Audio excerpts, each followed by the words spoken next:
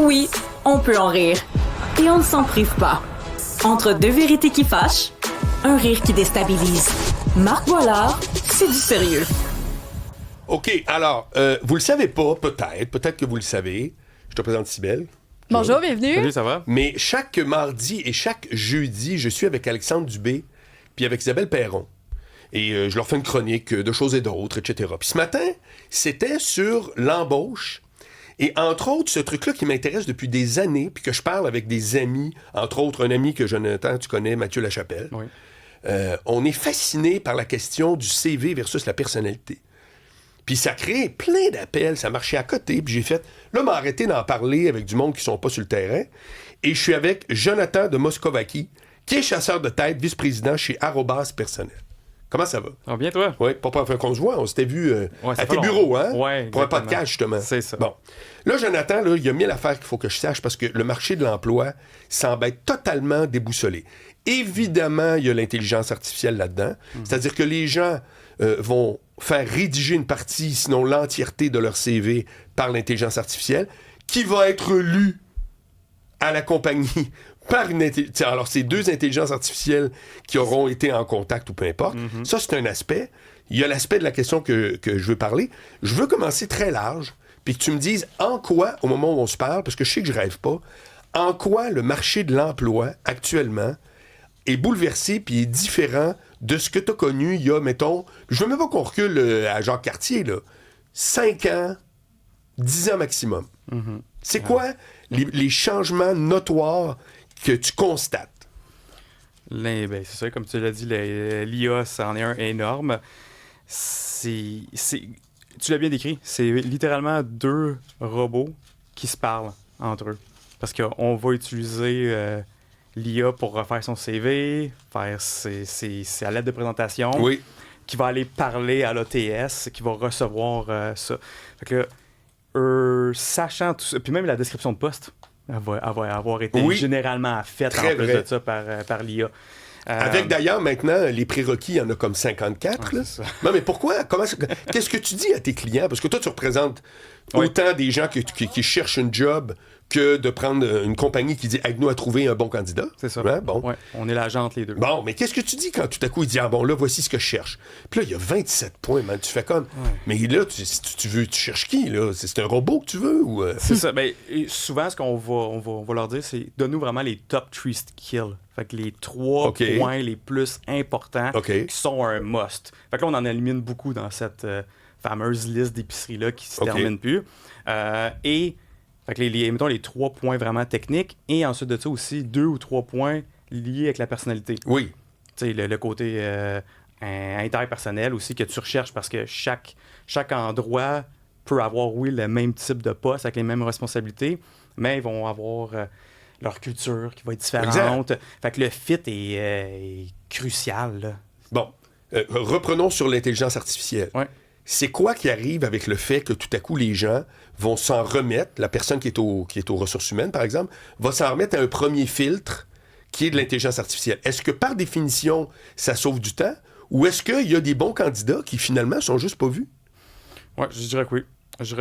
Fait que c'est pour ça que c'est important de garder toujours un humain qui va venir filtrer puis double-check.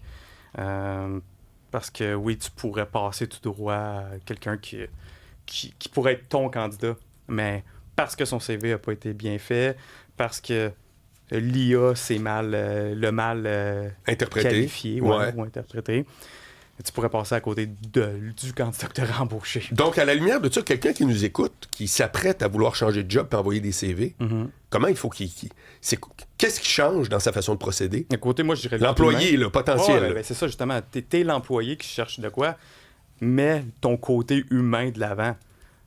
Fais pas 100% confiance à l'IA, puis va contacter l'employeur qui t'intéresse en démontrant pourquoi tu serais une de bonne personne, pourquoi tu es intéressé par ce poste-là, puis cette entreprise-là.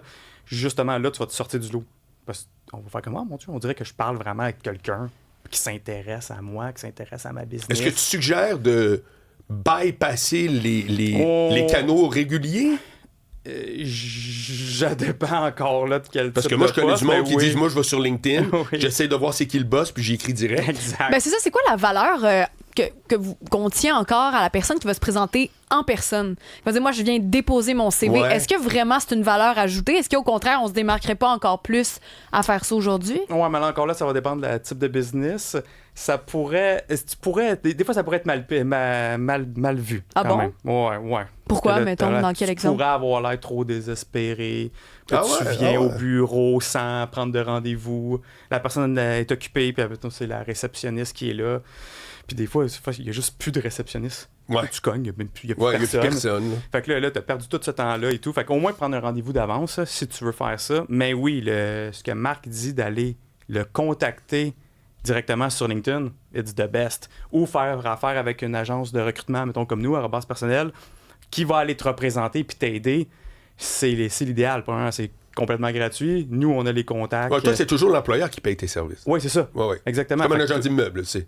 Quand Carrément. t'achètes, ça te coûte rien. C'est exactement ça. Attends, ok. je suis pas sûre de comprendre. Moi, je me exactement cherche un emploi. Ouais. Je peux contacter ta compagnie. Ouais. Et toi, à partir du moment où tu me mets en contact avec une autre compagnie, moi, j'ai pas besoin de te donner Non. une scène, Non. mais même si je suis pas engagé nulle part. Exactement. OK. Ben, lui, il va pas prendre nécessairement n'importe qui. Mais s'il dit, oh, balai, moi, dans mon catalogue, il y en a des comme elle. C'est ça. Bon, OK, tu choisis ceux Ben avec oui. qui... OK, Ouais, parfait, ouais, je comprends. Parce que OK. c'est sûr qu'on... Tu sais, même là, je pourrais recevoir après cette entrevue-là des gens qui disent « Ah, je me cherche un emploi. On va peut-être pas pouvoir aider tout le monde Ben non non, plus. c'est ça. là. Mais si c'est des profils spécialisés dans des types de postes qu'on reçoit souvent de nos clients, oui, c'est certain. Là. Certain qu'à ce moment-là, on va pouvoir les aider. Fait que c'est pour ça que, de toute façon, des agences de recrutement, il y en a des centaines. Il y en a qui sont spécialisées dans toutes les industries. Fait que, justement, si tu te cherches quelque chose, tu sais que tu as un profil intéressant, va contacter Ouais, l'agence qui est dans ton industrie qui va pouvoir t'aider. Bon, Jonathan de Moscovaki, la question que je posais ce matin, je veux avoir toi, qu'est-ce que tu en penses? Qu'est-ce qui est le plus important? Est-ce que c'est un CV ou c'est la personnalité? Moi, j'ai l'impression que les employeurs, je vais te dire vraiment ma théorie, Ouais. les employeurs mettent plus d'emphase sur un bon CV parce qu'ils peuvent se cacher derrière ça si c'est finalement pas la bonne personne. Ah ben, le CV était formidable, il arrivait de la belle place, il arrivait d'une autre industrie où il y avait un parcours linéaire comme on aime, peu blablabla. Ouais. Alors que quand tu dis, je vais embaucher à partir de la personnalité, moi, je pense que c'est beaucoup plus névralgique, le fit que tu vas avoir avec ton équipe, que d'être un petit robot opérationnel parfait, mais que ça implique de prendre un risque comme... Tu comprends? Comme RH. 100%. Moi, je suis d'accord que c'est un mix des deux, puis ça va dépendre de l'industrie. Mais oui, il y en a beaucoup qui vont se dire j'aime la personnalité, mais son expérience, son CV, Ouais. et ça ne fit pas, ou ça va trop être long avant qu'il ramp up au niveau qu'on veut, ou il y a peut-être trop d'expérience, puis il va peut-être s'ennuyer chez nous avec ce qu'on fait, puis il va peut-être nous quitter après un 6 mois, 1 an. T'as un paquet d'excuses qui peuvent sortir Oui. quand tu regardes. Mais toi, as-tu le droit de répondre aux clients? Les employeurs, as-tu le droit de leur répondre que je pense que t'es dans le champ? Oui. OK. Oui. C'est que t'es pas juste un passeur d'armes, là. T'es Non. pas un serveur qui passe les assiettes. Non, exactement. C'est ça. Puis, tu sais, c'est encore mieux quand on connaît déjà la personne, puis qu'on Oui. a déjà travaillé avec dans le Oui. passé, ou qu'on connaît en plus de ça Oui. son ancien employeur, ou des personnes avec qui il a travaillé. Fait que là, on arrive au moins avec de la viande, et non pas juste un CV. Je comprends. Dans ce cas-là, il y a vraiment un plus-value. Bon, écoute bien ça. Cas réel qui date de ce matin. Ouais. Un ami à moi me fait une capture d'écran du email qu'il a reçu à 1h24 le matin.